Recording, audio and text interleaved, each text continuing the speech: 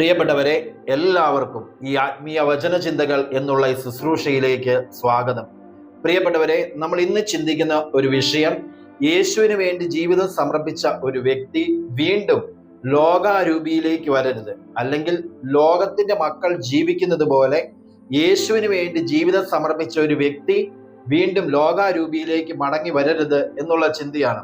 അതുകൊണ്ട് റോമാക്കാർക്ക് എഴുതിയ ലേഖനം 12-ാം അധ്യായത്തിൽ അതിന്റെ 2-ാം തിരുവചനം പറയുന്നത് ഇങ്ങനെയാണ്: നിങ്ങൾ ലോകത്തിന് അനുരൂപരാകരുത്. നിങ്ങൾ ലോകത്തിന് അനുരൂപരാകരുത്. പഴയ നിയമത്തില് സംഖ്യയുടെ പുസ്തകം 22-ാം അധ്യായം വായിക്കുമ്പോൾ ഇസ്രായേൽ ജനത പല രാജ്യങ്ങളെയും കീഴടക്കി മോബാവ് എന്നുള്ള രാജ്യത്തിൽ എത്തിച്ചേരുമ്പോൾ ആ ദേശത്തെ രാജാവാണ് ബാലാക്ക്.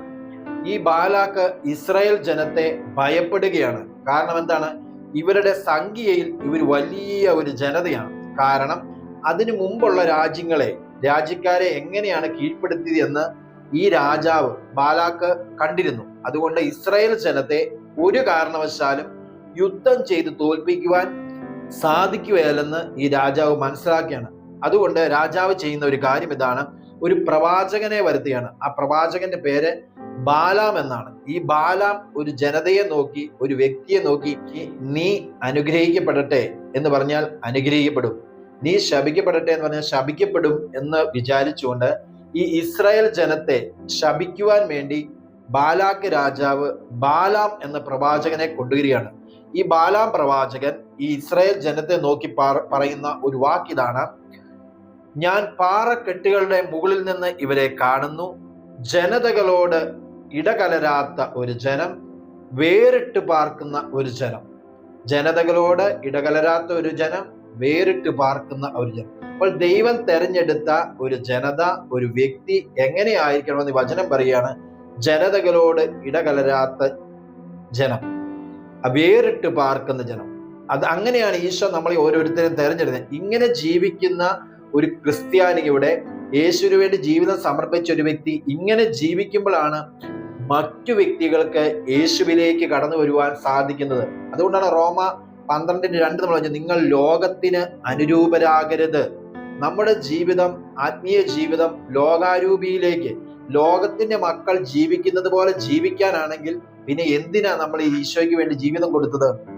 ലോകത്തിന്റെ മക്കൾക്ക് നിത്യജീവന്റെ വില എന്താണെന്ന് അറിയത്തില്ല, അല്ലെ യേശുവിനോട് കൂടിയുള്ള ജീവിതം എന്താണെന്ന് അറിയത്തില്ല, വിശുദ്ധിയിലുള്ള ജീവിതം എന്താണെന്നില്ല. അതുകൊണ്ട് ഒരു ബ്രദറോ അല്ലെങ്കിൽ ഒരു വൈദികനോ സന്യസിനോ വീണ്ടും ജീവിതം സമർപ്പിച്ച വ്യക്തി ലോകാരൂപിയിലേക്ക് പോയി കഴിഞ്ഞാൽ, ലോകത്തിന്റെ മക്കൾ ജീവിക്കുന്ന പോലെ ജീവിച്ചാൽ അവരെല്ലാവരും കൈയടിച്ചവരെ സ്വീകരിക്കും. കാരണം അവർക്ക് നിത്യജീവൻ എന്താണെന്ന് അറിയത്തില്ല, വിശുദ്ധിയിലുള്ള ജീവിതം എന്താണെന്ന് അറിയത്തില്ല, യേശുവിനോട് കൂടി എങ്ങനെയാണ് ജീവിക്കേണ്ടതെന്ന് അറിയത്തില്ല. അപ്പോൾ അവർ നമ്മളോട് നല്ലൊരു ബ്രദർ, നല്ലൊരു സിസ്റ്റർ, അല്ലെങ്കിൽ ഒരു ബ്രദർ ആയാൽ ഇങ്ങനെ വേണം, ഒരു സിസ്റ്റർ ആയാൽ ഇങ്ങനെ വേണം, ഒരു വൈദികനായാൽ ഇങ്ങനെ വേണം. കാരണം എന്താ? ലോകത്തിന്റെ മക്കളിലേക്ക് ഇറങ്ങുകയാണ്. അതുകൊണ്ട് പ്രിയപ്പെട്ടവരെ, നമുക്കറിയാം ഫ്രാൻസിസിലെ അസീസി ഈശോയ്ക്ക് വേണ്ടി ജീവിതം സമർപ്പിച്ച ശേഷം ഈ ഫ്രാൻസിസ് അസീസിയുടെ ജീവിതം അല്ലെങ്കിൽ പഠനം ഇതെല്ലാം കണ്ട്, ആ സന്യാസ ജീവിതം എല്ലാം കണ്ട് പ്രഭു കുടുംബത്തിലെ ഒരു വ്യക്തിയായ ക്ലാര ആകർഷിക്കപ്പെട്ട് ഈ സഭയിലേക്ക് വരികയാണ്. എങ്ങനെയാണ് ആകർഷിക്കപ്പെടുന്നത്?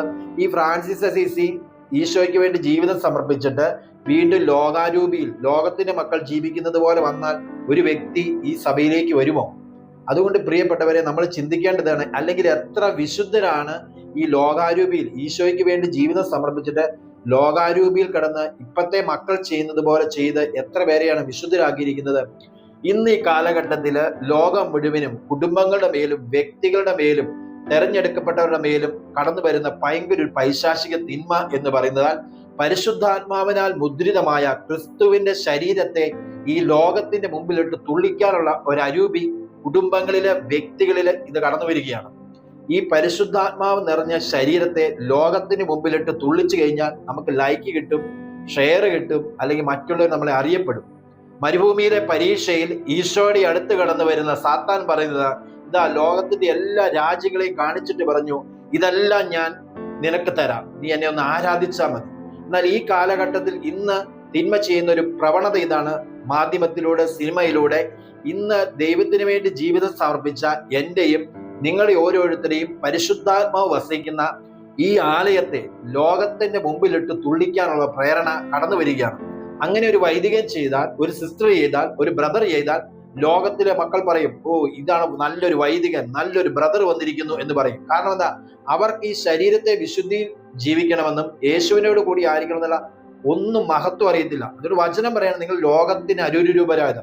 നിങ്ങളുടെ വിളിക്ക് യോഗ്യമായ ജീവിതം നയിക്കുവാൻ, നമ്മുടെ വിളിക്ക് യോഗ്യമായ ജീവിതം നയിക്കണം. ഇല്ലെങ്കിൽ ഈ ശരീരത്തിൽ ക്രിസ്തു ആയിരിക്കുമല്ല മഹത്വപ്പെടുന്നത്, ലോകാരൂപിയായിരിക്കും മഹത്വപ്പെടുന്നത്. ഈ ശരീരത്തിൽ ഞാൻ ക്രിസ്തുവിനെ മഹത്വപ്പെടുത്തുന്ന വ്യക്തിയാണോ? ലോകത്തിൽ നിന്ന് വേർപെട്ട് ജീവിക്കുന്ന വ്യക്തിയാണോ ഞാൻ? പ്രിയപ്പെട്ടവരെ, ഞാൻ വിശ്വാസികൾക്ക് കൊടുക്കുന്ന മാതൃക എന്താണ്? എന്റെ ജീവിതം കണ്ട് ഏതെങ്കിലും വ്യക്തി ഒരു വിശുദ്ധ ജീവിതത്തിലേക്ക് കടന്നു വരിക, യേശുവിനെ രക്ഷകനും നാഥനുമായി സ്വീകരിക്കുകയോ? വചനം പറയുന്നു, നീ വാക്കുകളിലും പ്രവൃത്തികളിലും വിശ്വാസത്തിലും വിശുദ്ധിയിലും മറ്റുള്ളവർക്ക് മാതൃകയായിരിക്കുക. ഞാൻ അങ്ങനെ ചെയ്യുന്ന വ്യക്തിയാണെന്ന് ചിന്തിക്കാം. ഇല്ലെങ്കിൽ നമ്മളെ തന്നെ തിരുത്താം. പരിശുദ്ധ അമ്മേ, ദൈവമാതാവേ, യേശുവിന് വേണ്ടി ഒരു വിശുദ്ധ ജീവിതം നയിക്കുവാൻ ഞങ്ങളുടെ ആത്മാവിനെ ഉപകരണമാക്കണമേ. പരിശുദ്ധ അമ്മേ, നിരന്തരം അമ്മ ഞങ്ങൾക്ക് വേണ്ടി പ്രാർത്ഥിക്കണമേ. കർത്താവിന്റെ പരിശുദ്ധ നാമം എപ്പോഴും മഹത്വപ്പെടട്ടെ. ആമേൻ.